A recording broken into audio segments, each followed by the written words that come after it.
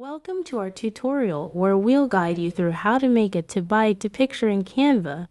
To get started, go to Canva and click on Create a Design at the top left.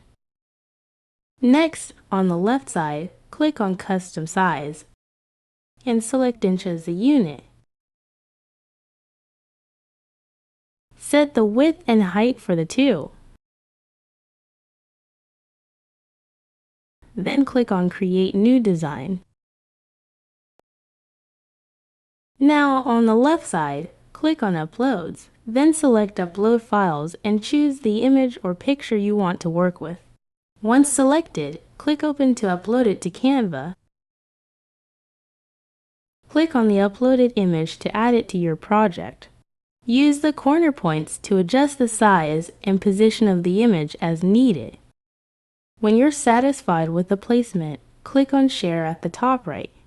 Then click on Download, choose the file type, and press Download to save the TubeBuddy picture to your computer. And there you have it. If you found this tutorial helpful, remember to leave a like for more content. Thank you for watching.